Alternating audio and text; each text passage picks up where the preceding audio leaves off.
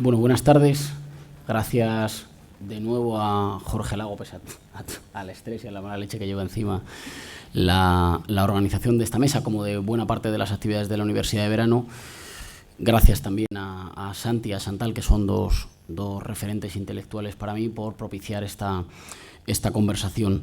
Y tengo esta sensación como de ida y vuelta, porque ya ayer estaba en la inauguración de la universidad, me iba a Barcelona, volví ahora, me volví a encontrar con muchas compañeras, con muchos compañeros, y no sé exactamente quiénes estaban en las cosas de ayer, quiénes estaban en la de hoy, y está bien en todo caso que vayamos encadenando una parte de los temas y una parte de las discusiones. Pero ayer no lo pude hacer y no me resisto a hacerlo hoy.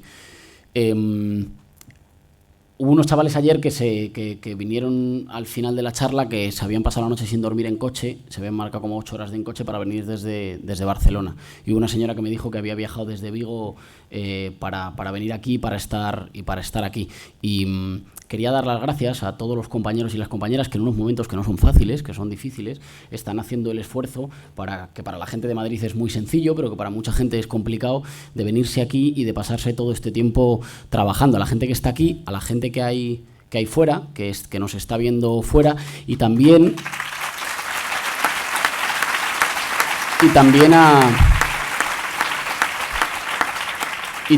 y esto es un motivo de orgullo, hemos construido una fuerza que sigue trabajando y que sigue peleando. Aquí faltan muchas compañeras y compañeros que ahora son concejales, que ahora son diputados, que ahora están trabajando en las instituciones públicas representando a nuestra gente y que no han podido venir, que estarían muy interesados, que lo van a ver en vídeo o que lo están curioseando por streaming y que les gustaría estar aquí. Nos enorgullecemos, son nuestra gente en las primeras instituciones en las que hemos entrado, y también quería mandar un saludo a esos compañeros. Y luego una reivindicación. Nosotros no hacemos todo bien, de hecho hacemos casi todas las cosas de manera muy, muy mejorable. Además, muy mejorable en un país que ya lo tenía como tradición, pero que además se ha llenado de expertos en cómo se deberían hacer las cosas para ganar. Hace 1 año y medio todos estábamos sumidos en una suerte de desesperación y confusión que nos impedía pensar cómo era posible que con tanta gente enfadada las cosas no cambiaran, y hoy somos el país que más recetas tiene por habitante sobre qué pasos exactos pueden llevar a la gente común a la victoria sobre los poderosos. Nosotros no hacemos todo bien, pero yo creo que este es un motivo para llenarse de orgullo. Yo nunca he visto un acto de reflexión intelectual, un acto de reflexión teórica tan lleno de gente distinta y tan lleno de vida y de pasión como este, y tampoco he visto muchos actos políticos con la calidad en la discusión y con el tomarse en serio la discusión de las ideas para la práctica política como estos. Y eso, compañeros, yo creo que es un motivo de orgullo.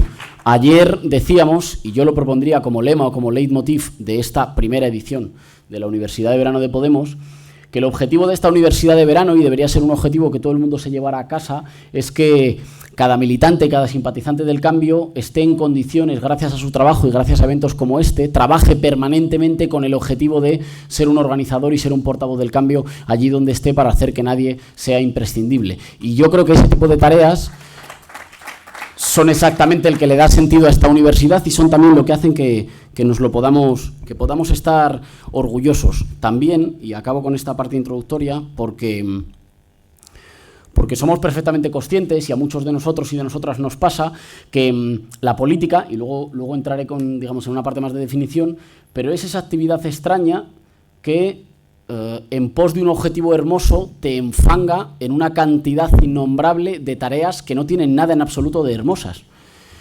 Y estas actividades creo que también valen para volver a recuperar tiene una parte intelectual, pero diría una parte espiritual, que es volver a recordar, discutir y poner en común los grandes ideales por los cuales nosotros nos enfangamos en todo ese tipo de tareas que no nos hacen la vida más feliz, sino que nos la hacen un poquito menos feliz, y que, sin embargo, nos hacen estar muy, muy orgullosos. Y ayer cuando salíamos de aquí corriendo y nos íbamos hacia el tren a Barcelona, lo hablaba con un compañero y me decía, no es solo la parte de formación o de intercambio de ideas o de qué cosas nos llevemos como tareas o clarifiquemos los retos, lo que hemos hecho bien y lo que hemos hecho mal, qué herramientas de análisis nos sirven más o cuáles menos. Es también un punto de comunión espiritual, laica, por la cual nos recordamos las grandes cosas hechas y las grandes por hacer que hacen que merezca la pena todas las tareas, a menudo sin demasiada recompensa emocional, de las que se compone una militancia que no siempre es fácil, que a menudo ha sido muy complicada, que va a ser muchísimo más complicada este otoño que viene y de la que, sin embargo, estamos profundamente orgullosos y orgullosas.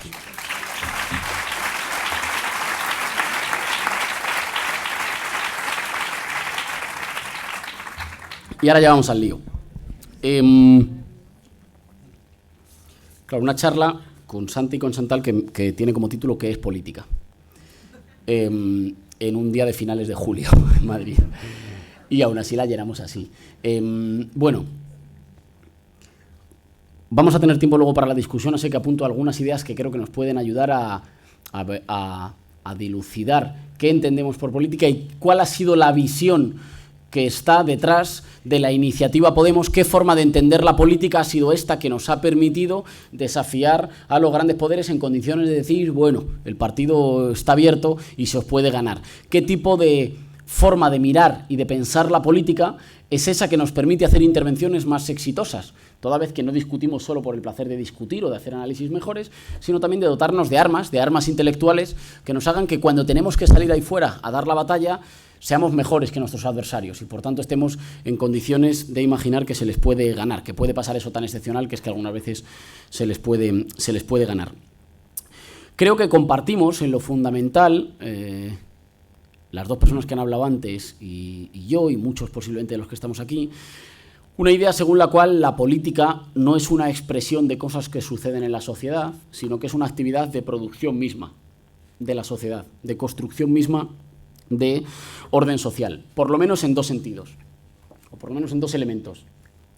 En un primer elemento, como creación de sentido, o de guerra por las explicaciones que nos damos de lo que nos sucede. Ayer pudimos discutir un poco de esto. Pese a que el ciclo de protestas abierto en España el 15 de mayo del 2011 no transforma el reparto de poderes al interior del Estado, no transforma el equilibrio de fuerzas entre grupos, sin embargo, sí que abre a la ofensiva una guerra por las explicaciones de qué es lo que está pasando en nuestro país, quién tiene la culpa, quiénes son los perjudicados y cómo se podrían solucionar. Esto, que podría parecer en un primer momento dado evidente, o que hemos ido avanzando de tal manera que me parece que va calando y que se va generalizando, tiene una implicación para la actividad, para la intervención política que es absolutamente crucial, que es que en política las posiciones no están dadas. Lo que sean las cosas, las lealtades, quién ocupe qué lugar, quién ocupe qué posición, el equilibrio entre grupos no está dado. Pero no que no está dado porque, digamos, haya grupos que puedan confrontar y que el resultado de la confrontación pueda ser diferente según los momentos. Es que lo que hace que la política sea una actividad flexible, muy abierta, móvil y en la que no están escritos en absoluto los resultados, es que esos contingentes que pueden chocar, esos grupos que se pueden enfrentar, no están cerrados. Alguien puede formar parte de uno y cambiar y pasar a formar parte del otro. Esto es que sería algo así como esa actividad de batalla pacífica, cultural y democrática, por la cual, en algunos casos, en nuestro caso lo es, por la cual la mitad de la confrontación se ha decidido cuando los bandos están alineados. Es decir, lo más importante ya ha sucedido cuando los bandos están alineados prestos a chocar. Si queréis pensarlo en términos electorales, el trabajo que tenemos por delante de cara a las próximas elecciones generales, es verdad que para cuando empiece la campaña electoral será el momento de aceleración, de los nervios, de la ilusión, del trabajo, de las noches sin dormir. Pues bien, para entonces estará casi todo, no casi todo, el 51% estará ya construido. ¿Eso qué significa? Que la política sería esa actividad en la que, como nos tenemos que contar permanentemente como sociedad quiénes somos, qué nos pasa y a qué cosas tenemos derecho cada uno y cómo podríamos estar mejor, en esa guerra entre explicaciones, en la que unos y otros fabrican explicaciones que compiten, ahí hay una contienda cultural que es capaz de decidir el resultado de la distribución de poder político entre grupos. Chantal decía antes muy bien, no es que haya que confundir la política hegemónica con una suerte, no sé, de concurso literario por ver quién hace relatos más hermosos. Es que la construcción de narrativas o de explicaciones que le den coherencia a lo que por otra parte podría ser, si no, solo caos, o desafección, o cinismo, o tristeza, es una competición en la que se va a dirimir los instrumentos para decidir y este es el segundo elemento de lo que creo que es la construcción de orden social, el reparto de bienes en una sociedad. Y cuando digo el reparto de bienes me refiero al reparto de riqueza, pero también me refiero al reparto de posiciones institucionales, al reparto de posiciones simbólicas, quién tiene derecho a hacer qué cosas, quién tiene derecho a hablar en nombre de quién, es decir, ese reparto que construye una sociedad dada y normaliza y naturaliza un determinado reparto de roles.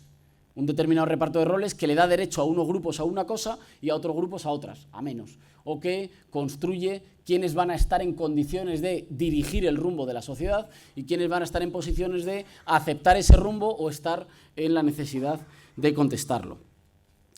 Que el sentido no esté dado, que la explicación de lo que sean las cosas no esté dado, que es una cosa que hemos puesto muchos ejemplos. Hemos puesto el ejemplo de la magnífica, decía terrible en términos descriptivos, pero de la magnífica victoria cultural que hace el movimiento contra los desahucios en España. Pero hay muchos más y muchos más ejemplos en lo cotidiano de cosas que nos sucedían, que veíamos con unos ojos y que al verlas con otros, de repente se redibuja completamente el reparto de posiciones y el tablero político en España. Y cómo hemos aprendido durante este año y medio tan acelerado a que, según sobre qué se discuta, según sobre qué tema se discuta, según con qué palabras se discuta, según quién ponga los nombres, según quién haga las preguntas, estamos en condiciones de salir victoriosos o, por el contrario, de estar cercados y de estar, digamos, arrinconados por una buena parte de las maniobras del adversario. Y hemos puesto, en la charla de ayer, lo poníamos, sobrados ejemplos de a quién le interesa discutir de qué cosas, a quién le interesa construir determinado terreno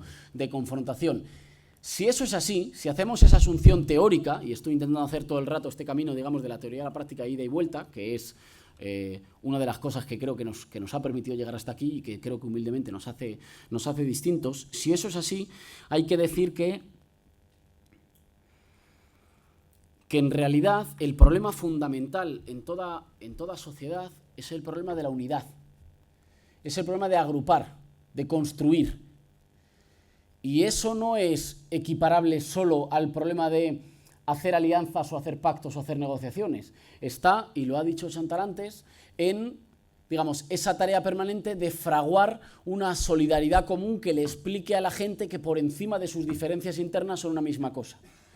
Y diría que esa tarea de la unidad implica, o asumir que esa es la tarea fundamental de la política, implica reconocer, uno, que esa unidad es en último término imposible. Nunca vamos a estar todos y nunca vamos a estar todos juntos siempre. Pero no solo por alguna especie de pesimismo que diga es que al final siempre surge, como en mi círculo, al final siempre surgen las diferencias, nos peleamos y nos dividimos. No es solo por eso, es porque no somos los mismos en el trayecto. Es porque iniciamos juntos un trayecto y el trayecto nos cambia. Así que iniciamos el trayecto diciendo quiero un programa de rescate ciudadano y lo hemos conseguido imponer, hemos conseguido un programa de rescate ciudadano en mi comunidad autónoma y el desarrollo de ese programa de rescate ciudadano haga que yo ya tengo otras necesidades. Y que a lo mejor ahora se han diversificado nuestras necesidades por el trayecto. Así que, digamos, no es una suerte como de pesimismo terrible que diga siempre al final la gente buena siempre nos dividimos. No, no, es normal. Digamos, hay como no somos siempre lo mismo, el camino nos transforma y por el camino vamos cambiando nuestros deseos, nuestras prioridades, nuestras voluntades. La política es esa actividad por la que ofrecer permanentemente metas colectivas, objetivos comunes, ilusiones compartidas, símbolos y mitos que nos hagan ser partícipes de una misma cosa.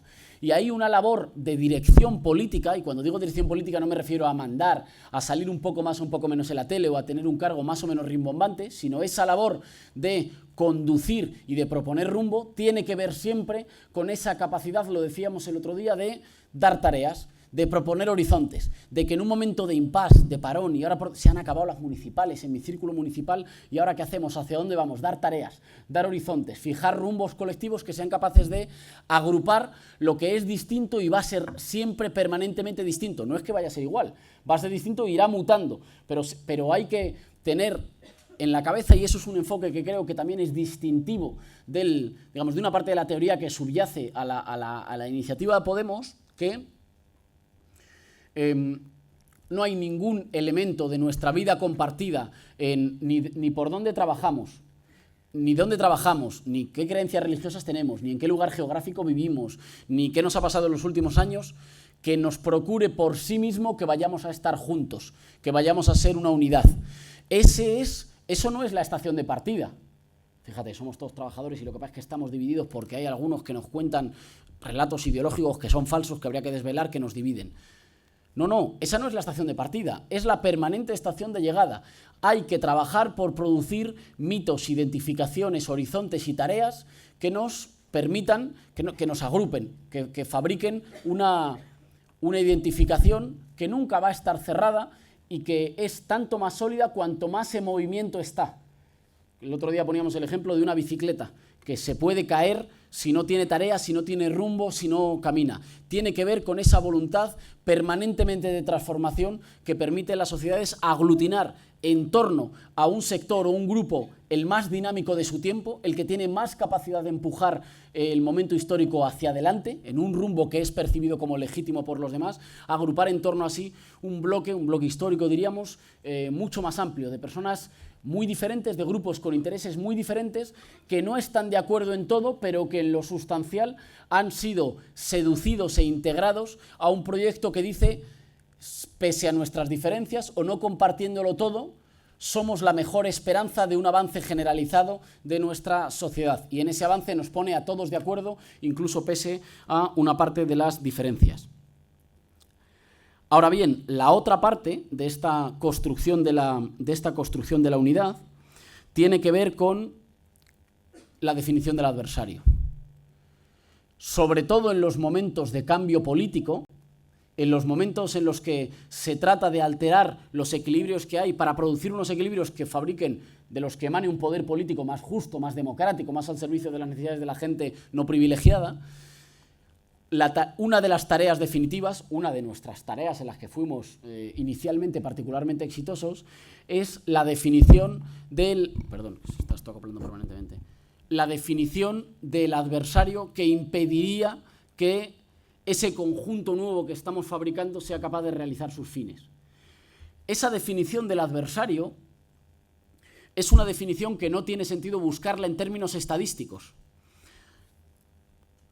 Esperanza Aguirre, y hemos llegado a un momento maravilloso en nuestro país en el que basta con decir Esperanza Aguirre, quedarse callado y la gente ya sonríe. Esperanza Aguirre, cuando sucedió el 15M, dijo... Cuando sucedió el 15 de mayo, dijo, bueno, que claro, esta gente que dice que ellos son el pueblo, ¿por qué se atreven ellos a hablar en nombre del pueblo? ¿Por qué dicen que ellos representan al pueblo? ¿Quién les ha dado ese mandato?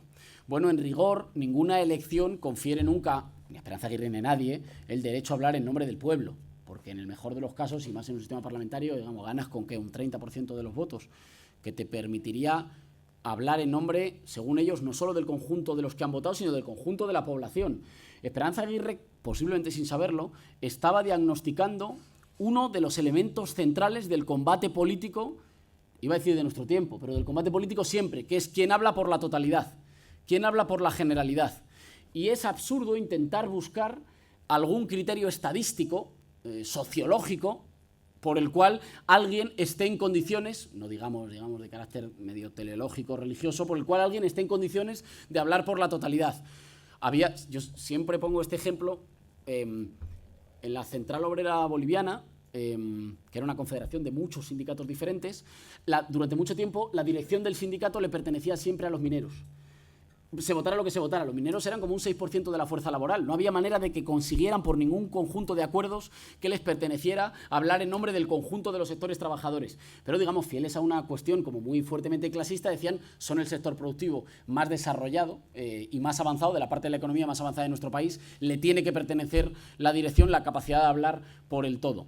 Creo que una parte fundamental de nuestro enfoque tiene que ver con decir la capacidad de hablar por el todo. No tiene que ver con nada que tú tengas a priori, no tiene que ver con nada que tú seas, sino con lo que seas capaz de construir, con que tú hayas sido capaz de construir un todo o un proyecto de inclusión que sea percibido como legítimo, como válido, como mejor para construir una vida más digna para nuestra gente por el conjunto de nuestra sociedad. Eso tiene que ver con una suerte de hechizo permanente, que no se cierra nunca, que tiene que ser renombrado y contado muchas veces, como cuando los mapas del tiempo nos recuerdan cada noche cuáles son los límites del país en el que vivimos, que no están haciendo solo una descripción, están haciendo un recordatorio permanente de cuál es el ámbito territorial en el que vive nuestra comunidad. No están describiendo, están construyendo permanentemente quiénes somos, a qué tenemos derecho, como cuando aquí no pasa porque tenemos una identidad nacional en disputa y no abrimos eso, que es una cosa muy larga. Pero en países donde no pasa tanto, hay niños que cantan el himno permanentemente cuando entran por la puerta en la escuela. A algunos les parecerá mejor, a otros peor. No estamos para decir eso. Pero sí para decir que eso evidentemente no es una descripción. Eso es un rito que se repite todas las mañanas para construir esa unidad que por eso mismo sabemos que no está dada. No está dada de antemano, sino que tiene que ser recreada cada mañana. Cuando algún grupo tiene la capacidad de construir en torno a sí un interés general y, por tanto, de hablar legítimamente por el todo, porque no se trata solo de decirlo, vamos, no se trata solo de que cualquiera de los que estamos aquí mañana salgamos a decir yo digo que España lo que quiere es, se trata de decirlo en condiciones de verosimilitud, es decir, de ser creído, no porque esté describiendo una realidad, sino porque está construyendo un proyecto que aglutina. Cuando un grupo es capaz de construirlo y de articular en torno a sí a sectores que tienen intereses diferentes, que solo comparten una parte del camino, que no lo tienen muy claro, que quieren dejarse seducir una parte, que temporalmente sí y luego ya verán, cuando hace este tipo de encaje, que no es una suma, no es poner una parte, otra parte y otra parte, sino que digamos que se parece más a una multiplicación, porque cada una de esas partes no permanece inalterada por el hecho de haberse juntado. Por el hecho de haberse juntado, esas partes también son modificadas. Esto significa, hay muchas veces que hemos tenido esa discusión que decimos, no, la mayoría popular que tiene que devolver las instituciones a la gente en nuestro país es una mayoría popular que se hace fundamentalmente con los votantes del Partido Socialista y del Partido Popular. Y esto no es solo una cuestión, digamos, aritmética, que es obvia, por otra parte, sino que es también una cuestión que tiene que ver con la transformación cultural y moral que hace falta en nuestro país para construir un pueblo que esté a la altura de reivindicar soberanía y de ejercerla. Y esto seguramente sea lo principal que nos distingue, y voy a poner los dos ejemplos extremos. Por una parte de los sectores de la izquierda que no están dispuestos a cambiar ni un ápice de purismo por alguna capacidad de incidir en la realidad. Nunca lograré nada, pero yo me voy a morir inmaculado. ¿Qué nos dicen? Algo estaréis haciendo mal si recibís una parte de votantes del Partido Socialista o del Partido Popular. ¿Me quedan o yo? Te quedan 4. Algo estaréis haciendo mal, que es, digamos, una diferencia drástica con nuestra forma de entender la política. Algo estarás haciendo mal si eres capaz de convencer a los que antes de ayer estaban en un campo opuesto, cuando para nosotros es algo estaré haciendo enormemente bien si estoy siendo capaz de tender la mano. Ahora bien, la otra diferencia, la diferencia de los que entienden la política fundamentalmente como una actividad de marketing, a ver qué cosa luminosa eres capaz de decir para atraer a esos votos, como si bastara con atraerlos pensando exactamente igual. Digamos, con que vinieran aquí siendo exactamente iguales. Se trata de un tránsito de seducción, cuidado, también de seducción mutua, porque también vienen con sus aspiraciones y con sus intereses. Cuando alguien nos pregunta si Podemos ha cambiado en este año y medio, claro que ha cambiado, pero no ha cambiado por las preguntas en las ruedas de prensa. Podemos ha cambiado fundamentalmente porque se ha agrandado, y al agrandarse se ha manchado. Y se ha manchado de España, es decir, se ha manchado básicamente del tipo de gente que no conocía lo que era, no estaba metida en la política, en las europeas, no nos conocía en las elecciones europeas, pero mientras hemos ido creciendo ha ido pasando ese fenómeno que pasa con los grupos de música, que es que los más puristas han ido diciendo a mí me gustaban cuando sacaron la maqueta. No les conocía a nadie, eran más pequeños, grababan en un garaje, pero entonces sí que eran auténticos. Y en el momento en el que mucha más gente te escucha, llegas a mucha más gente, llenas mucho más escenarios y por tanto tienes más capacidad de transformar, es el momento que para mucha gente empiezas a existir, para otros molábamos más cuando grabábamos en cassette. Bueno, cuando un grupo es capaz, y cierro con esto, cuando un grupo es capaz de, he dicho cierro con esto en realidad para aliviar la presión, pero no. Cuando un grupo es capaz de articular en torno a sí un proyecto, diríamos de país, que le hace tender la mano e integrar en forma a veces subordinada, porque no son los que llevan el rumbo, pero integrar a otros sectores, y ayer hablábamos precisamente de esa tensión siempre presente, afirmación apertura, de esa tensión siempre presente entre cuánto integras y por tanto cuánto te manchas de los que vienen y cuánto mantienes el rumbo inicial, cuánto imprimes rumbo sabiendo que tienes que ser flexible para integrar. Si no eres nada flexible, eres una minoría sectaria. Si eres eternamente flexible, te desdibujas. No eres nada, eres solo otra superficie. Trasladas el campo de batalla, pasa de ser la política española a la política dentro de Podemos.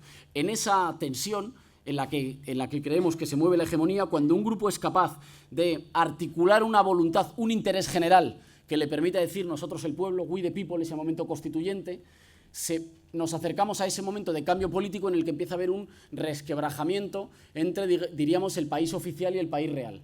El país oficial, sus instituciones, sus portavoces, sus intelectuales, sus personas del mundo del arte y de la cultura, sus narrativas, siguen diciendo, siguen describiendo las cosas y siguen reproduciendo un tipo de explicación de las cosas, de lo que nos sucede, de a lo que tenemos derecho, de a que tenemos que esperar, y por otra parte se va construyendo un país real, es real porque se construye, no es que existiera en ningún lado, se va construyendo un país real que empieza a tener otras razones, otras necesidades, otras reivindicaciones, que quiere convertir en ley, que quiere convertir en fuerza, que quiere convertir en institución.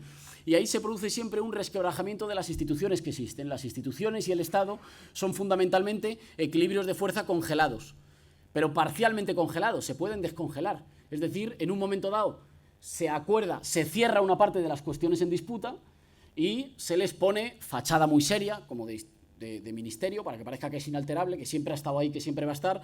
Se ponen documentos ilegibles del BOE, que tienen como función ser ilegibles para mostrarle a la gente esto es intocable. Nombra a expertos que pueden hablar, en nuestro mundo lo hacen fundamentalmente los economistas, que hablan en un lenguaje incomprensible precisamente para defender un poder propio, como los curas que daban misa en latín, para defender que tienen un saber particular al que la plebe no puede acceder, que cierran un tipo de reparto de poderes. Cuando se conforma una voluntad alternativa que aglutina la fuerza suficiente como para abrirla, se produce, digamos, ese desbloqueo que nunca es de golpe y que nunca es tan grande o tan profundo como nos gustaría, por el cual esa coalición nueva, ese bloque histórico nuevo no representado, entra e irrumpe en las instituciones. Hemos visto ya por boca de muchos y muchas compañeras cuáles son algunas de las tareas, y el otro día las hablamos, y yo creo que puede salir en la discusión, así que me ahorro enunciar algunas de ellas.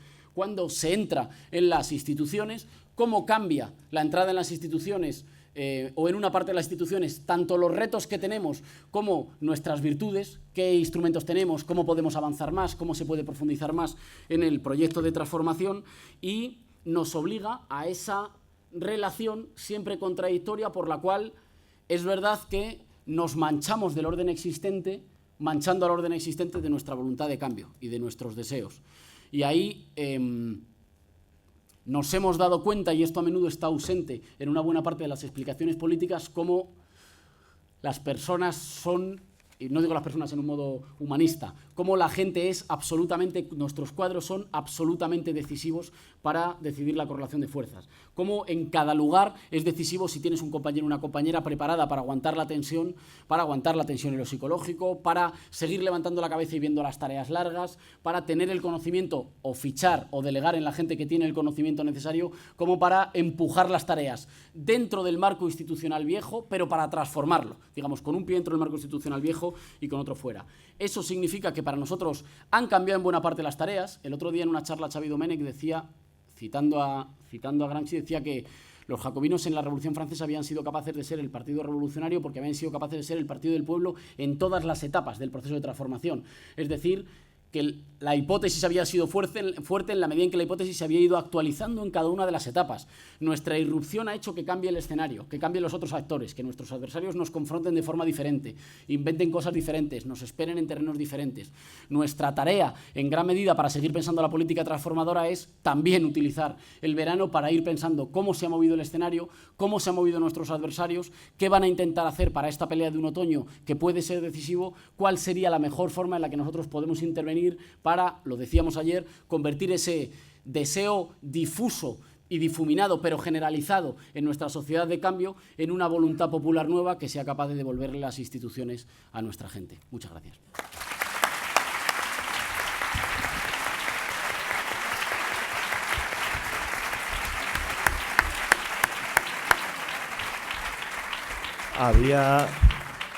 Había planteado al principio de esta mesa que que diéramos a los ponentes un turno de interpelación entre ellos, pero si no os parece mal, y sé que Santano que me lo comentaba ahora, yo daría directamente la palabra al público, porque os habéis extendido un pelín más, como era de esperar por otro lado, y daría directamente la palabra al público, y en las respuestas que deis pues ya incorporáis, si queréis, alguna observación hacia las intervenciones de la mesa. Sé que hay micros y personas con los micros por ahí. Va a ser imposible, supongo, que intervengáis todos, pero cuanto más sintéticos seáis, más posibilidades habrá de que intervenga más gente. Entonces ahí hay una apelación a la generosidad. Sí, un minuto, por favor, que no... Hola, es un honor estar delante de personalidades tan importantes en la política como vosotros cuatro. Quería haceros una pregunta. Habéis dicho que es necesario tener unos principios articuladores que, valga la redundancia, articulen una voluntad colectiva. Entonces yo quería preguntaros a MOVE, ¿por qué en el 15M tuvo tanto éxito cuando se caracterizó principalmente por no tener un órgano representativo y por no querer tenerlo? ¿Cómo en otra charla de días anteriores se hablaba de los líderes como figuras que eran útiles como aglutinante para unir a la gente y hacer más útiles sus aspiraciones, pero en el 15M esto no lo vimos. ¿Cómo es posible que solo con esas cadenas horizontales haya podido un movimiento tener tanto éxito? Gracias.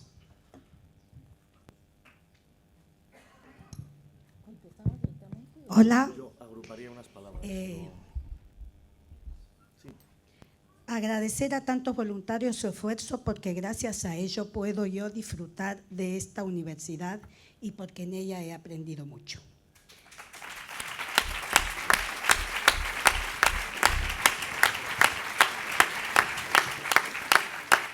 Quiero decir que Íñigo ha respondido a todas las preguntas que yo aquí le planteaba, pero como me desperté a las 5 de la mañana para preguntártelas, las voy a transmitir, queriendo que las respuestas que ha dado sirva para todos los que tenían estas preguntas que yo transmito, ¿vale? Al nacer Podemos de un 15M donde están personas de grandes ideales sociales, ellas han luchado en los círculos y en las calles por realizar esas premisas del 15M. Pero sucede que para poder devolver a la gente todos los derechos fundamentales conseguidos en muchos años y perdidos con estos gobiernos, hay que llegar al poder.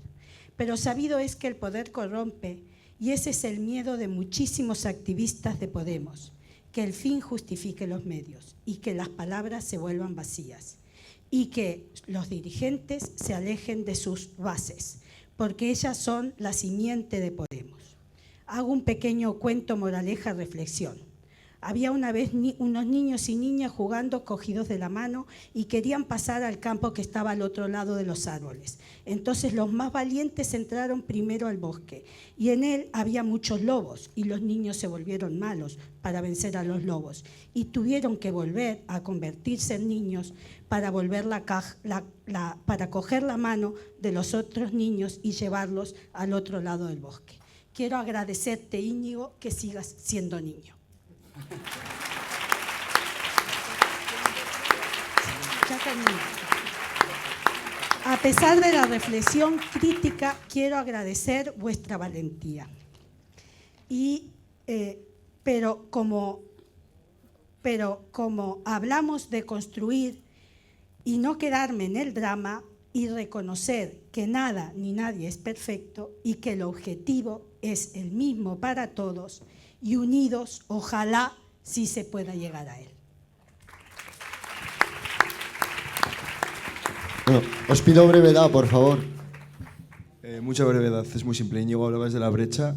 Finalmente, si esa brecha se cierra después de las elecciones, es decir, el momento es ahora, y si no...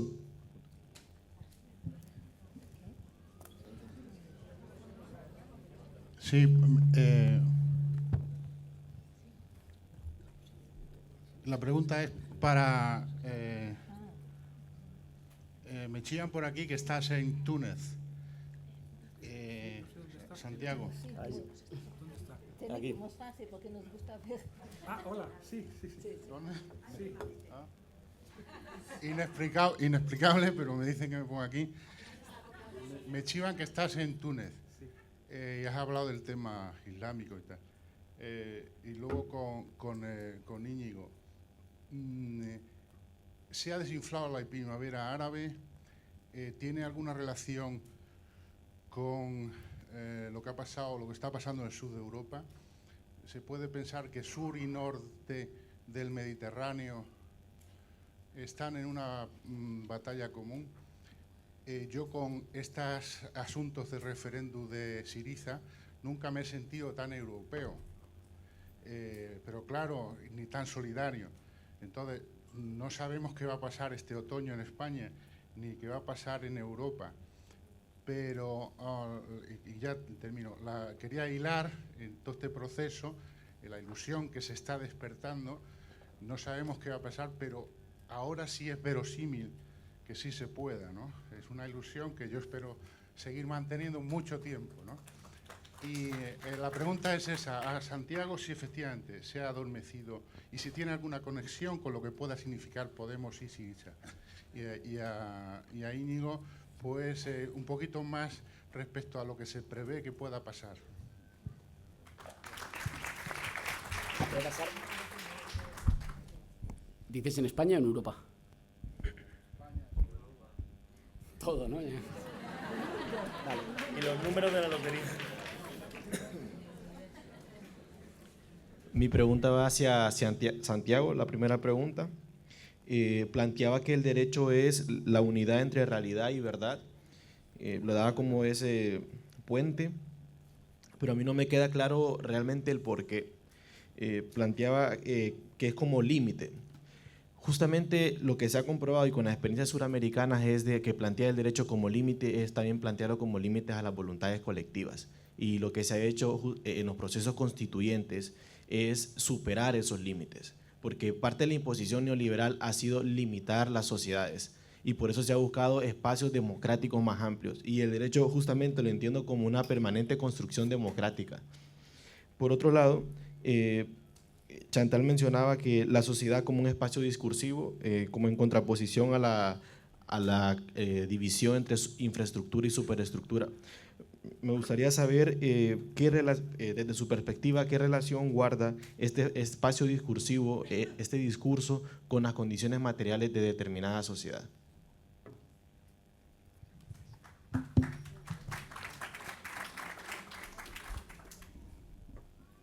Buenas, Santiago. Bueno, he estado aquí. Sí, vale, guay. Me ha llamado antes mucho la atención cuando has dicho que Podemos es más reformista que revolucionario. Y bueno, me gustaría saber qué opina el resto de la mesa, sobre todo bueno, Jorge e Íñigo, si ven más a Podemos más revolucionario o más reformista, o bueno, ¿cómo lo veis? Damos dos palabras más y contestáis para que no se acumulen tantas observaciones. Y luego volvemos a abrir el turno. A mí me gustaría que por favor profundizáis un poco más en ese concepto de reformismo radical y cómo puede incorporar a sí mismo demandas, ¿no? En el sentido de si las demandas de hoy son los derechos del mañana, cómo ese reformismo radical adapta o asume ese tipo de demandas. Y luego a Santiago, y solo por el gusto intelectual nada más, ha comentado antes que si la vida es realidad y la muerte es la verdad, y si dentro de unas generaciones la gente no muere, ¿qué?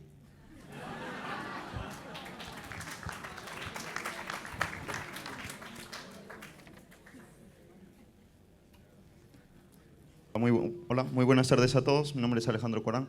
Primeramente, felicitar a este espacio, ¿no?, que se brinda, ya que aquí nosotros podemos acercarnos un poco más, ¿no?, a este proceso de cambio que se está suscitando.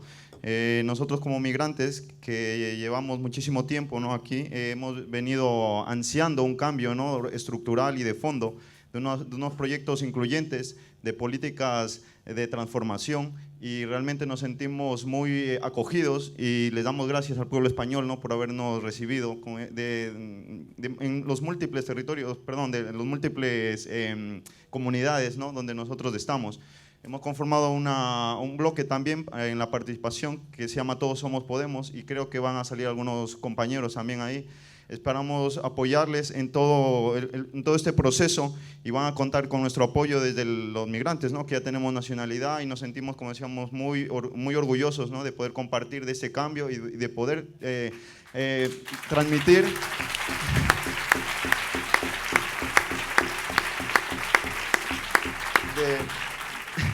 de poder transmitir nuestra experiencia, ¿no?, ya que nosotros somos exiliados de la corrupción, exiliados de ese saqueo de nuestras naciones, lamentablemente por corporaciones o por grupos de poder que lamentablemente lo que han hecho es crear zozobra y pobreza en nuestros países, ¿no? Entonces, como decíamos, estamos muy contentos, ¿no?, de estar aquí y de ser partícipe de esta historia, de esta nueva historia que se emprende no solo aquí en España, sino también en Europa. Muchas gracias.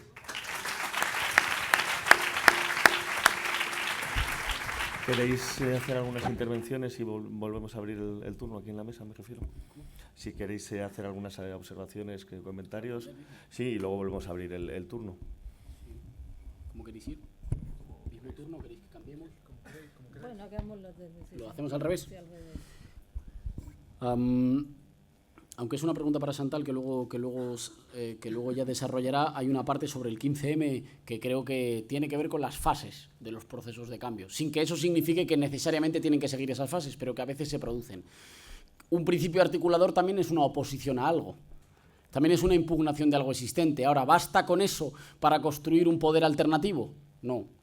Pero tiene mucha potencia, y digamos que el 15M sí que tuvo en un momento destituyente o en un ánimo destituyente una capacidad articuladora muy amplia, que lo que pasa es que se enfrentó, me parece, a dos límites. Por una parte, al límite del momento expresivo. Bueno, llega un momento en el que ya cuando hemos sido muchos los que hemos expresado que las cosas deberían cambiar, se trata de que nos aprovisionemos de los mecanismos materiales para asegurar que las cosas pueden cambiar. Digamos, más allá de decir que los hospitales no se deberían privatizar, deberíamos garantizar que no se pueden privatizar. Y entonces lo podemos hacer haciendo cadenas humanas, defendiéndolas, haciendo huelgas, o siendo nosotros los que hacemos las leyes para que los hospitales no se puedan privatizar. Y digamos que ahí hay la parte expresiva. Y hay la parte de una distinción difícil o sutil entre en qué medida hay crisis de régimen político y no hay crisis de Estado, y por tanto en qué medida solo la acumulación de protestas no se basta en los estados del norte, no se basta por sí misma para desbloquear una situación en beneficio de las mayorías que querrían que las cosas fueran diferentes. Y en ese sentido Grecia, no Grecia ahora, Grecia hasta hace muy poco, hasta hace unos meses, era el mejor ejemplo. El ciclo más masivo, más pronunciado y más conflictivo de movilizaciones populares, que no precipita la posibilidad de cambio político, digamos que lo abre, pero no cala, o no, ya digo, no cristaliza la posibilidad de cambio político hasta que no hay una irrupción electoral. Esto no es una defensa siempre y en todo momento de que lo electoral prima sobre lo político, sino que en determinadas condiciones lo electoral, y aquí claramente lo es, ha sido una posibilidad, ha sido una de las vías en las que nos hemos encontrado que los poderosos se encuentran más débiles. No es que estén derrotados, es que se les puede derrotar mucho mejor que en otros lugares en los que ni siquiera hay cabida de la gente sencilla para dar esa pelea. Con respecto a la cuestión de la compañera, que me permites que antes de todo te agradezca el agradecimiento que haces a los compañeros voluntarios que están aquí militando y permitiendo que haya este espacio. Y luego decías una cosa que tiene razón, que es... efectivamente yo diría que más que hay que llegar al poder, hay que construir poder, porque no es que esté todo en las instituciones. Primero, porque llegar a las instituciones por sí mismo no te garantiza que haya poder. Pudiera ser que tú ganes un ayuntamiento y el ayuntamiento siga funcionando para los intereses de los privilegiados, porque la gente está acostumbrada a eso, porque hay que modificar algunas leyes, porque la burocracia se deja torcer poquito, porque los poderes de veto de los poderes financieros no te dejan hacer todo lo que tú quieres. Digamos que hay que construir poder desde las instituciones, y también, aunque esa tarea sea una tarea de más largo recorrido, desde la sociedad civil y desde la construcción, digamos, de un tejido que te empuje y que te problematice. Más que llegar, diría que hay que construir poder, pero efectivamente toda batalla que tiene que ver con construir poder tiene un cierto tratar con el mal y con la vileza. Espero no ser muy cristiano al respecto, pero tiene un cierto tratar con material inflamable, Es verdad que no le hace bien a nadie y que además implica un riesgo personal y organizativo. Y el riesgo organizativo fundamental es que una organización, que una fuerza política y social como Podemos no se dote de la capacidad de, por un lado, exigir rendición de cuentas y controlar a quienes están en posiciones de dirección, y ahí quienes están en posiciones de dirección son los menos adecuados para decir cómo se tiene que hacer eso, porque por mucha buena voluntad que le pongan, siempre van a ir a tanta velocidad y con tantas cosas en la cabeza que van a decir, compañeros, no lo entendéis, es que no nos da la vida. Y es verdad, porque son razones diferentes y tú me tienes que decir, pues me da igual si no te da la vida. Mira, no lo entiendo, pero resulta que si no lo entiendo yo, será que no lo estás entendiendo tú, a lo mejor. Y ahí siempre hace falta garantizar los mecanismos organizativos para el control y para la rendición de cuentas, y una cosa a la que le prestamos menos atención y que es mucho más importante, es el leitmotiv que decía de la Universidad de Verano. Hay que garantizar las condiciones de que nadie sea imprescindible. Hay que garantizar que cualquier persona de Podemos, si mañana le ponen una cámara o un familiar suyo le pregunta, pero ¿y qué vosotros qué vais a hacer si mañana? Pero vosotros queréis con este problema, pero a ver, ¿por qué tiene que haber cambios si venís a romperlo todo? Pero vosotros sea capaz de explicárselo, seduciendo y siendo capaz de incorporar a mucha gente que todavía falta, no solo en la explicación hacia afuera, sino también en el trabajo organizativo. Hay muchos compañeros que nos dicen, joder, tenéis que venir a mi pueblo o a mi barrio porque ahí está muy difícil y una visita vuestra nos da la vida. Y es verdad que lo intentamos, solo que tampoco llegamos a todas partes. Pero eso es en el corto plazo. En el largo hay que construir las condiciones para que haya muchísima gente de esa que da la vida y de esa que es capaz de producir multiplicación, que el sitio por el que pasan o en el que están, de repente hay más fuerza, hay más organización, hay más tareas, hay más claridad, hay más trabajo. Y ese es un trabajo colectivo, pero también es un trabajo individual de formarse.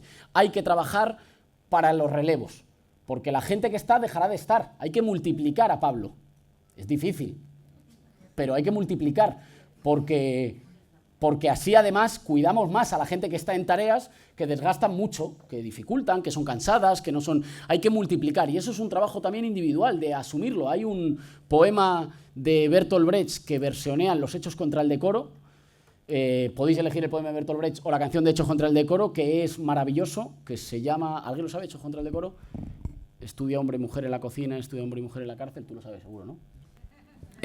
Estás llamado a ser un dirigente. Bueno, prometo que cuelgo en Facebook y en Twitter la canción, porque es una canción espectacular, que dice básicamente hay que multiplicar los dirigentes, pero no multiplicarlos en procesos burocráticos que repartan los cargos, de tal manera que en el círculo somos 13 y todo el mundo tiene un nombre grandilocuente. Yo soy responsable de no sé qué. No es las etiquetas, es multiplicar la capacidad de dirección. Sobre... La pregunta fundamental, que la hacías muy corta, pero es que es central. ¿Es ahora? Bueno, yo diría que sí. Eso no significa que después no haya pelea. En dos sentidos. Si se gana, acabamos de empezar la pelea. Si se gana, entras en un estado intruso, en un régimen intruso en descomposición, en el que tú tienes que ir transformando cosas y no vas a tener fuerza para transformarlas todas. Y vas a tener que ir avanzando donde puedas, negociando, contemporizando en algunos lugares y en otros inventando. Y si no se gana, eso no significa que la batalla se termine, significa que la batalla se reconfigura, empieza a ser otra. Nosotros tomamos una decisión en Vistalegre, una decisión razonada políticamente, que se basaba en un análisis. Hay un año político corto y acelerado, una ventana estrecha que te permite llegar hasta la cocina, pero que se puede cerrar.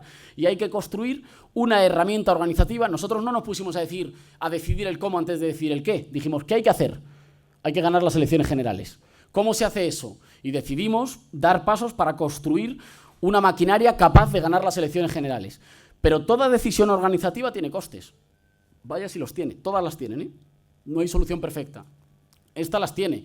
¿Qué significa eso? Significa, cuando se va a las elecciones generales, hay que trabajar para ganar las elecciones generales, y hay condiciones para ganar las elecciones generales en un año en el que todo está enloquecido y en el que los de arriba ya no convencen. Ahora bien, hay que conseguir como objetivos intermedios introducir una cuña tal que este país ya no pueda ser lo mismo sin la voluntad política expresada, materializada, de tanta gente que se sentía harta de la política o decepcionada con la política, y aprovechar, porque va a ser una legislatura en la que se van a poder abrir cuestiones que hasta ahora eran imposibles de abrir. Por ejemplo, por poner una muy sencillita que todo el mundo entiende, esa especie de pescadilla que se muerde la cola por la cual tiene que transformar la ley electoral solo aquel que acaba de ser beneficiado por la ley electoral, con lo cual no hay que ser un magnífico analista para darse cuenta que no se va a transformar la ley electoral, que está diseñada para que los dos grandes partidos monopolicen la política.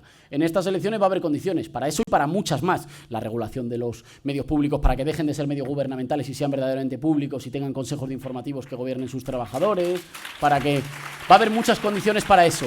Y en lo organizativo creo que nuestra tarea muta. Creo que Podemos haría mal si se esfuerza en ser el mismo después de las elecciones generales. Creo que después de las elecciones generales viene un combate más largo, quizá más pausado, espero que más pausado, y más diversificado, en el que Podemos tiene que ir mutando, esto es solo mi opinión, tiene que ir mutando de máquina de guerra electoral a movimiento popular. Y eso es más lento, tendrá otras tareas, eso no porque creo que lo hayamos hecho mal, sino porque las tareas mutan. Y la última sobre reforma y revolución. Creo que cuando se dice que el PAR, reforma y revolución, no es muy útil para pensar la política, creo que compartimos no ubicarnos en uno de los dos términos del PAR. No, el PAR no es útil porque en el fondo es la reforma. No, tiene que ver con que vivimos un tiempo raro en el que los revolucionarios no hacen revoluciones, sino que las proclaman por Facebook, y los reformistas no hacen ninguna reforma. De tal manera que nos vemos obligados a movernos en torno a dos tipos ideales que no tienen ejemplos materiales a los que referirnos. Los que se dicen reformistas acaban de aprobar, y me refiero en este caso, digamos, a la llamada socialdemocracia, hemos visto su comportamiento con Grecia, similar al de cuando los partidos socialdemócratas votan los créditos de guerra al principio de la Primera Guerra Mundial, y que los supuestos revolucionarios, digamos, en fin, es un club de la queja eterna. Y que el PAR no sirva tiene que ver con que no haya fin de la historia, es decir, tiene que ver con la imposibilidad, y bendita sea esa imposibilidad, de pensar que en algún momento habremos hecho un conjunto de tareas que hagan que ya dejemos de discutir sobre las cosas, se haya acabado la historia y estemos en una sociedad reconciliada. Esa es una utopía totalitaria, espantosa, porque seguirá habiendo discusiones, con la única diferencia de que al que le duela algo o tenga alguna voluntad de que las cosas sean diferentes, ya no será una queja política legítima, sino que será alguien que atenta contra el reino de la felicidad, o sea, un criminal. Sería digamos, lo más totalitario posible que podamos imaginar. Eso no significa, y ayer lo preguntaba una compañera en la charla en Barcelona, eso no significa que no haya que tener un cierto horizonte. Bueno, ¿esto qué es? Solo empujar y empujar y empujar, ¿y hacia dónde vamos? Y a ese horizonte le podemos llamar de diferentes formas. Hay gente que le tranquiliza decir ese horizonte es un horizonte socialista, y eso le tranquiliza. Hay gente que le tranquiliza decir ese horizonte es la democracia, y la democracia radical, y hacer que la democracia vaya más allá del Parlamento y llegue a las condiciones de vida de la gente sencilla, que tenga más capacidad para vivir de forma libre e igual.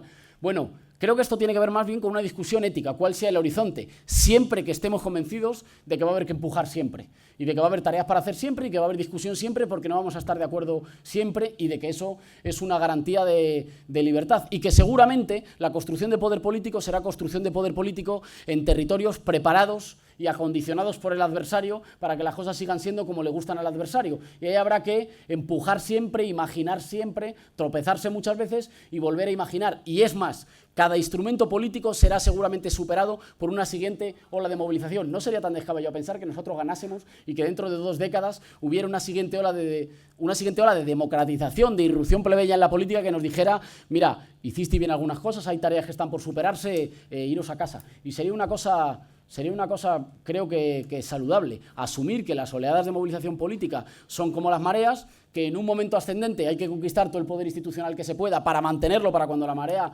baje, y que vendrán otras que, espero, además, nos mandarán a casa y pondrán a gente más capaz también.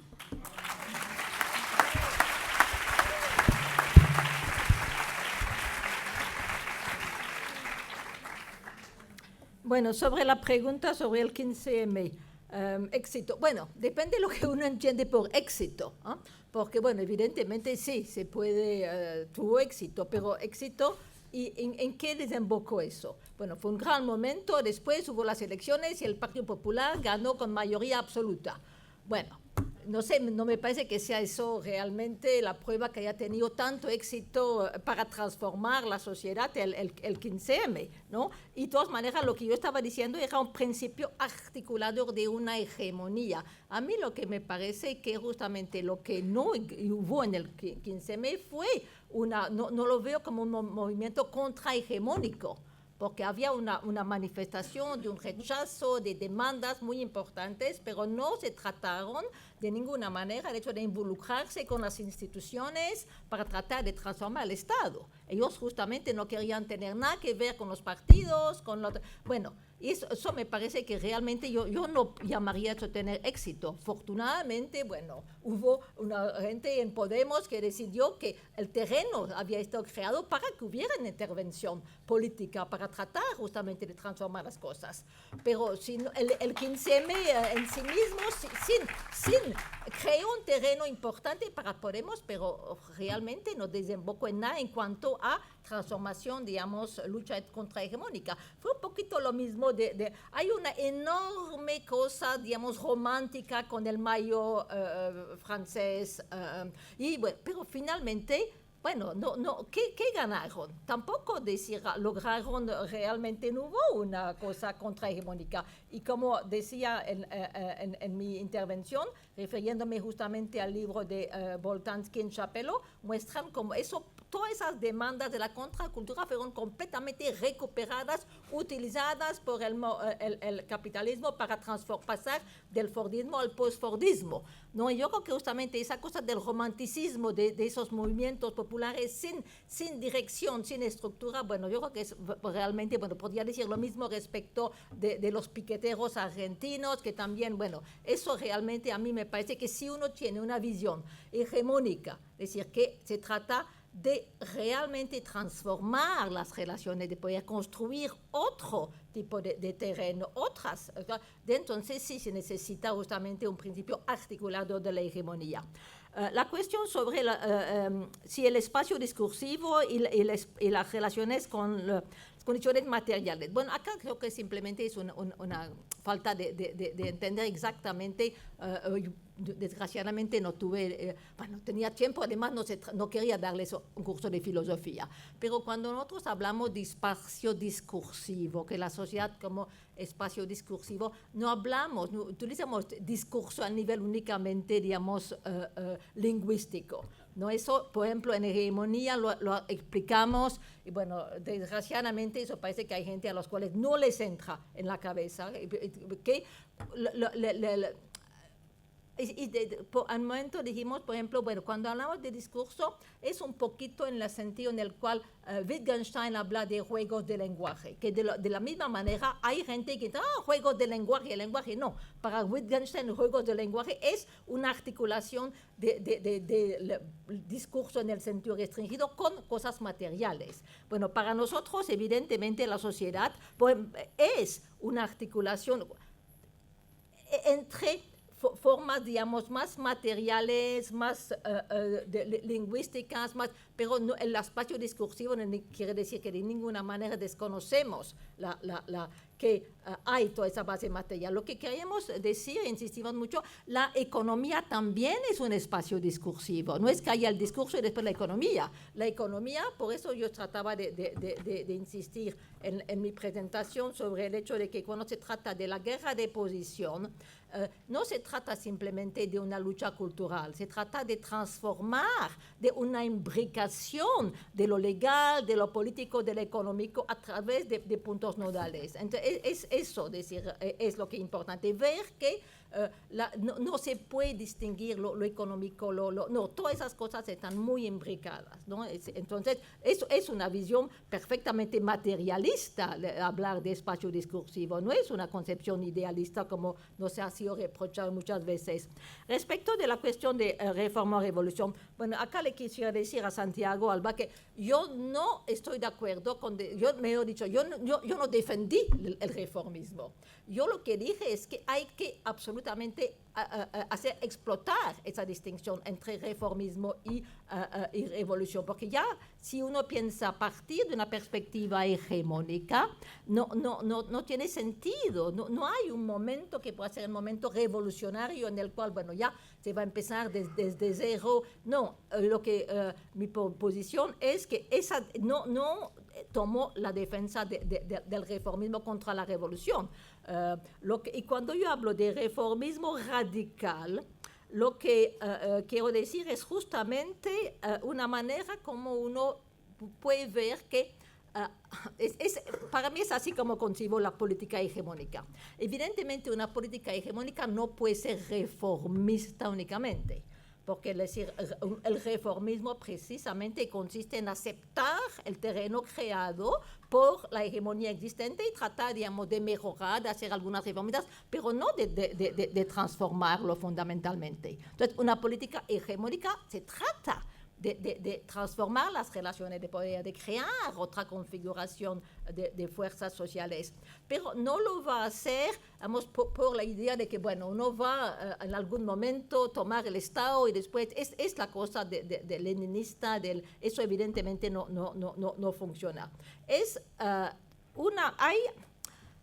De nuevo, la guerra de posición, tal como la concibo, hay momentos, digamos, que pueden, así en términos más tradicionales, decir, bueno, usted no hace una reforma, usted realmente no, sí, porque hay momentos en los cuales se trata de hacer reformas, pero algunas de esas reformas van a tener un carácter más radical, porque algunas de esas reformas van a tener, por ejemplo, que cambiar una estructura de relaciones de poder, no por motivos, por maneras revolucionarias, sino por decir, es un tipo de lucha política. Entonces, por eso es que en la guerra de posición hay momentos que son más de ruptura, porque cuando uno, por ejemplo, se va a atacar a un punto nodal donde hay una implicación económica, legal, y que uno la quiere transformar, eso no es una reforma, eso es algo que es de ruptura, ¿no? Entonces, el reformismo radical justamente es abandonar la idea que uno tiene que escoger y mostrar que finalmente todo proceso de transformación hegemónica implica distintos momentos. Y eso es lo que llamo reformismo radical. Y bueno, espero que eso es lo que va a ser Podemos. Vamos a ver.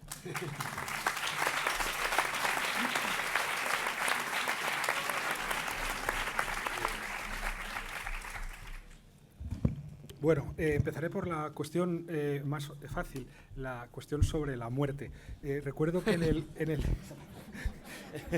15M había una comisión de proyectos a largo plazo que propuso y aprobó por unanimidad abolir la muerte. Y a mí ya entonces me pareció una idea francamente desesperanzadora. Aunque solo sea por el hecho de que imaginad entonces, si no cambian realmente las relaciones de poder, hasta qué edad pueden aplazar la edad de jubilación, ¿no? Por ejemplo, a los 837 años.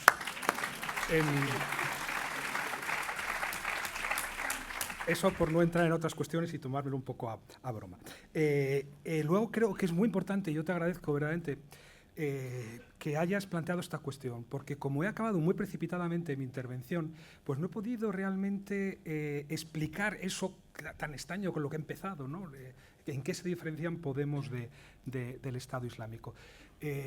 Yo cuando escribo, y escribo con mucha frecuencia acerca de lo que está ocurriendo en el Próximo Oriente y en el norte de África, cuando hablo de las revoluciones árabes que viví personalmente sobre el terreno en Túnez, ese momento verdaderamente muy emocionante en el que el marco de la sensibilidad común se altera, se modifica, y hay realmente un momento constituyente que, como en este caso, queda casi inmediatamente frustrado, pues yo siempre cito precisamente a Gramsci. Para recordar esa frase, Gramsci decía que el fascismo es siempre el resultado de una revolución fallida. Y lo que hoy tenemos en el mundo árabe musulmán, no solo árabe, porque hay otros pueblos en la zona, como los kurdos o los bereberes, los amasí, que participaron en esas revoluciones, nos encontramos realmente con el resultado violento, terrorífico, de unas revoluciones democráticas que aglutinaron transversalmente a millones de personas y que pudieron producir realmente un cambio en una zona en la que la Guerra Fría había congelado la voz de los pueblos. En ese sentido, creo que es importante, por eso, con un cierto pesimismo, pero con una urgencia, un apremio a la intervención, recordar que el primer 15M se produjo en el mundo árabe, que realmente lo que se vivió, por ejemplo, en la Puerta del Sol durante esos días inolvidables. Yo me acuerdo que como venía mucha gente a hacer turismo revolucionario a Túnez, a mi casa de Túnez, pues yo decidí que iba a hacer turismo revolucionario a la Puerta del Sol a Madrid, y estuve aquí muchos días participando en esas comisiones, incluso en la de proyectos a largo plazo. Y bueno, pues creo que realmente a mí me pareció muy evidente la relación que había. Había como una sacudida sísmica que afectaba a ambos lados del Mediterráneo. Entonces, si de pronto nos encontramos con que el Estado Islámico es el resultado de una revolución fallida, que adopta la forma de una revolución negativa, de una revolución además en la que la violencia es un discurso aglutinador de voluntades, en el que la violencia misma está produciendo un sujeto colectivo además absolutamente antiburgués. O sea, hay una especie de nihilismo ético en el que de manera muy consciente se está diciendo a ese mundo civilizado, a ese occidente que da siempre lecciones de humanismo y de democracia, le está diciendo: me paso por la entrepierna vuestra moral burguesa. Entonces, además, hay que recordar que los que en estos momentos están participando, o sea, yo puedo decir que incluso conozco personalmente a alguno, los que están yéndose a luchar a Irak y Siria con el Estado Islámico, creyeron firmemente en los procesos revolucionarios democráticos del 2011. Algunos estaban en la Kasbah, algunos estaban en Tahrir, y estaban demandando dignidad, justicia, soberanía, estaban demandando asamblea constituyente, una asamblea constituyente que, por cierto, en Túnez se acabó concediendo. Y por lo tanto creo que hay que estar muy alerta para pensar qué puede ocurrir si en un momento en el que Podemos es una excepción junto a Syriza, una Syriza muy debilitada tras el golpe recibido, ¿qué podría ocurrir en el sur de Europa y en el conjunto de Europa? O sea, yo creo que debemos ser muy conscientes de que en estos momentos, y ahora retomo la cuestión del reformismo, en la que estoy en realidad básicamente de acuerdo con Chantal, lo que podría ocurrir en Europa si esta experiencia de este reformismo radical fracasa. Nos podemos encontrar, en efecto, devorados por distintos destropopulismos, populismos de derechas, en algunos casos con rasgos abiertamente fascistas, en una situación en la que cualquier proyecto de civilización va a quedar suprimido por muchos años. Yo creo que tenemos que pensar así la cuestión. Tenemos que pensar, en definitiva, que ganar las elecciones es muy importante. Yo creo que todo lo que ha dicho Íñigo, estoy completamente de acuerdo con lo que ha dicho Íñigo. O sea, si no se ganan las elecciones, pues habrá que replantear la lucha, tendremos que hacer otras cosas. Lo que no podemos creer es que da igual ganarlas o no ganarlas, ¿no? Con ese propósito surgió Podemos, y obviamente, pues bueno, pues mientras hay historia, pues hay luchas, la lucha no acaba nunca, pero tenemos que tener criterios para saber cuándo avanzamos y cuándo retrocedemos. Y no ganar las elecciones es haber perdido una oportunidad que yo creo que en estos momentos Europa vivía a exagerar. El mundo entero no se debe permitir perder. Por lo tanto, a mí me da mucho miedo.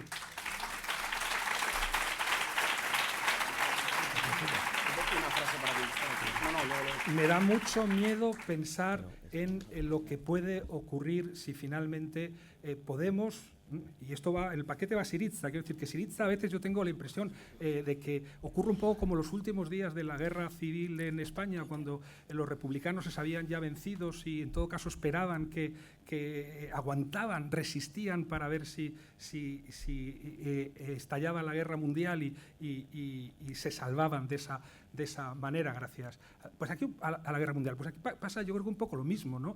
Hay un momento en que Syriza también está aguantando en una situación verdaderamente terrible, de un golpe de Estado financiero, pues con la esperanza de que haya ahí una mínima alteración en la relación de fuerzas dentro de Europa, que permita crear un mínimo frente en el que genere también contradicciones en la socialdemocracia europea como única posibilidad en estos momentos de cambiar mínimamente las cosas. Y en ese sentido, yo creo que Podemos es claramente reformista, y reformista también en este sentido, un sentido que tiene que ver con el concepto de hegemonía, tal y como Laclau y Chantal han tratado largamente, en el sentido de que en estos momentos si ganar las elecciones o introducir ciertos discursos o tomar ciertas medidas tiene claramente el propósito de producir una confrontación, digamos una confrontación en este caso con la casta, en un momento como este yo quiero decir que el programa de la democracia cristiana de los años 60 y 70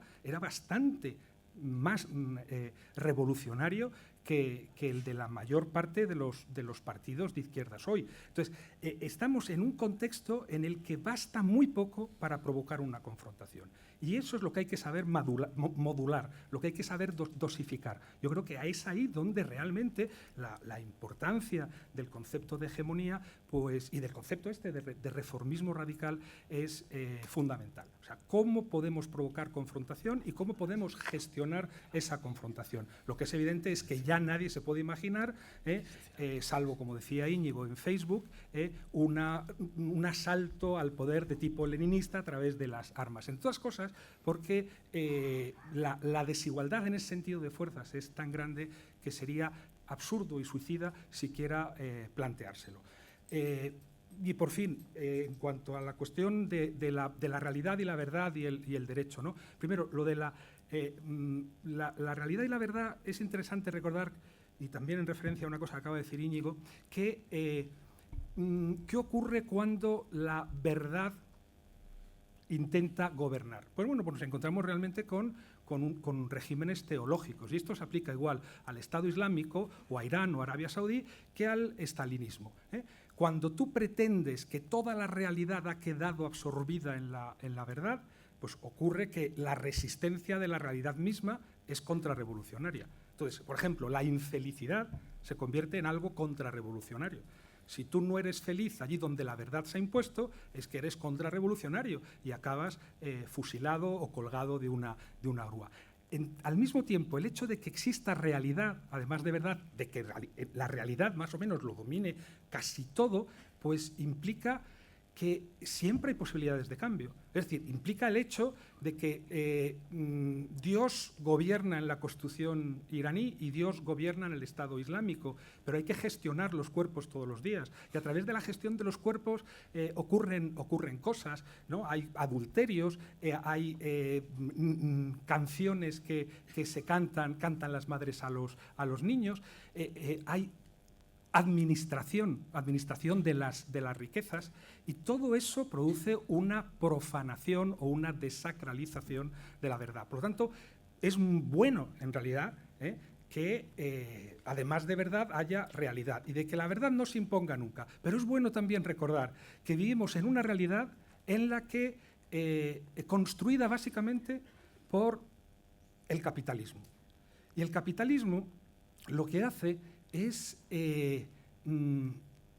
un proceso permanentemente destituyente, tanto en términos materiales como en términos simbólicos. En términos materiales basta pensar con que el 90% de la riqueza que se produce hoy en día, dentro de 6 meses está en la basura. Es decir, que es un proceso materialmente destituyente, con el coste que tiene en términos ecológicos.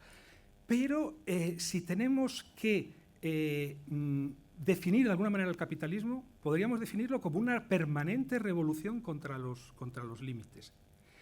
Y por lo tanto hay que pensar el derecho como un límite, como límites que hay que estar siempre modificando. Quiero decir, lo recordaba esta mañana Carlos Fernández de Liria, ¿no? Es el único terreno donde verdaderamente ha habido progreso, hasta el punto de que decimos, ¿no?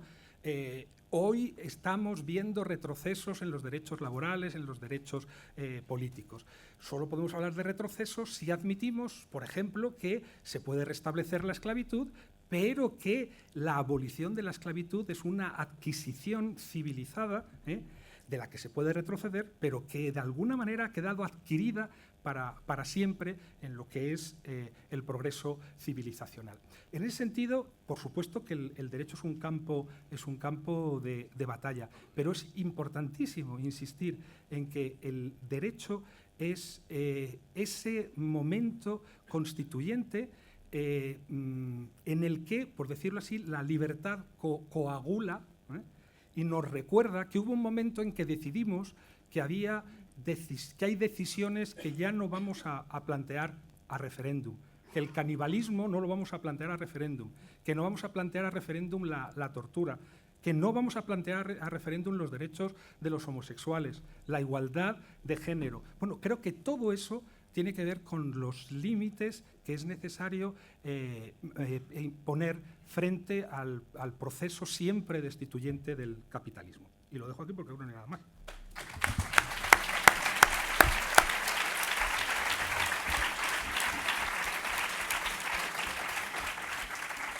Creo que a todos y a todas nos encantaría quedarnos una hora más, pero son las 9 menos 20. Hay un equipo grande de voluntarios que llevan desde las 9 de la mañana sin parar. Y bueno, hay un espacio fuera en el jardín donde nos podemos tomar una cerveza y seguir la charla y el diálogo.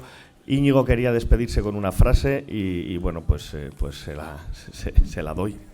Le estaba dando vueltas a lo que decía el compañero. En una frase, para intentar juntar las dos cosas, tan revolucionarios como para imaginar, ilusionarnos y empujar para cambiarlo todo, y tan reformistas como para gestionar y mejorar la vida de nuestro pueblo mientras tanto.